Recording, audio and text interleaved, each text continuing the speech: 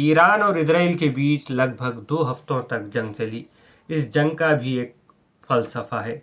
दुनिया के जो बड़े तरक्की याफ्ता ममालिक हैं, चाहे अमेरिका हो, जर्मनी हो, फ्रांस हो, रशिया हो, चाइना हो, ये ममालिक लेटेस्ट टेक्नोलॉजी के हथियार बनाते हैं, लड़ाकू जहाज़ बनाते हैं, बॉम्ब, मिसाइल, सबमरीन और बहुत कुछ बनाते हैं।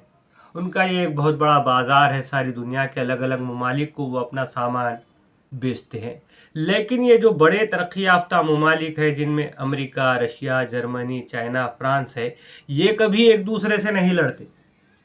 अमेरिका है, सऊदी अरब को अपना दोस्त बताता है, इजराइल को अपना दोस्त बताता है, चाइना पाकिस्तान को दोस्त बताता है, रशिया कहता है कि ईरान उसके करीब है।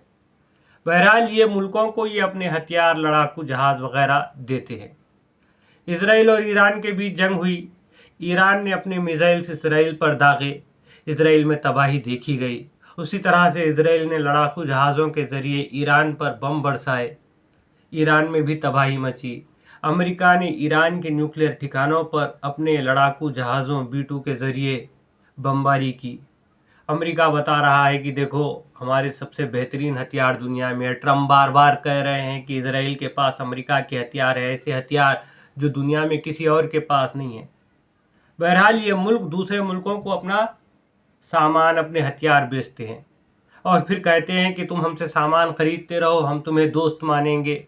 We are friends not from decades but from centuries. कई दहों से नहीं बल्कि कई सदियों से हमारे इस मुल्क के साथ फलाना फलाना मुल्क के साथ ताल्लुकात है।